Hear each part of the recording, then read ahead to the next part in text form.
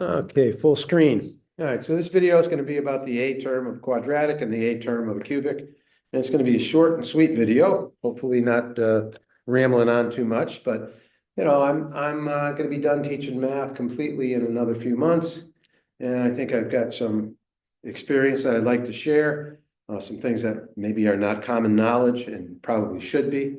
And for a quadratic, the A term, right? AX squared plus BX plus C.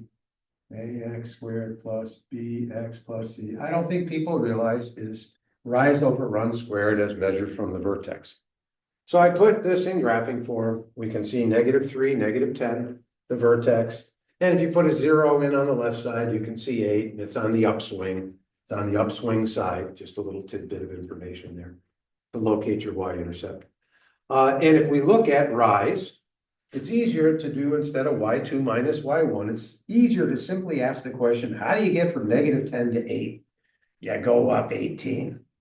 And how do you get from -3 to 0? You go over 3 units to the right. But what's a quadratic do? It changes by squaring the linear change. So that linear change of 3 gets squared, and that's 9 units of change. Oh. 18 divided by 9, 2. Must be a coincidence. Now, what would have happened if this was a 9? Well, I wouldn't have gone up 18. I would have gone up 19. And then this becomes 19 over 9. And that ratio holds true no matter what value I pick, as long as I measure from the vertex. So how about the cubic? Again, this is going to be a short and sweet video. If you want to learn more about putting quadratics in graphing form, go to the quadratics playlist.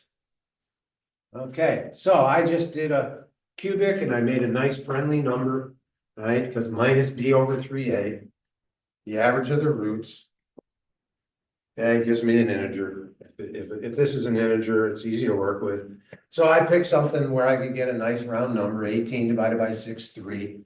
So that allowed me to write this in graphing form. It took about 30 seconds is all. To verify that I've got the correct values, I plugged in a 1. It's supposed to work for any number. So if I plug in a 1, on this side I got minus 21. And when I plugged in a 1 over here, I got minus 21. Okay. So then I decided, well, let's look at the A term by plugging in another number besides 1. And I decided to plug in 8. I decided to plug in 8, and rather than plug it in on the left side, I plugged it in on the right side, and I got minus 203, and it wasn't hard. 8 minus 3 is 5 cubed. 125 times 2, 250, and I went across the graphing form, and I got minus 203. All right, so where does that bring us? That brings us to, and if you want to learn how I know what's going down at 64 to 1 from a geometric perspective, go to the cubics playlist. All right, so I've got this cubic over here. And I think we can see 3 negative 133. 3 negative 133 shows up in the graphing form. And it shows up with the cubic term, x minus 3. Okay, and so that makes a 0. And in a cubic, 0 cubed is where there's no change. Okay, so all the change is coming from the linear component. And again, very quickly, that's all I had to do. And that's minus b over 3a squared. So all I had to do was apply that formula to get the minus 64. Again, it didn't take me long because I've been doing it for 30 years. All right, it's going to take you a little longer because you got to process all the things I'm talking about and practice with it. But it's worth doing if you're going to move up the ladder in this discipline. So I don't know whether 8 minus 203 is here or here right now. I didn't explore any further. I know minus 203 is certainly below minus 133.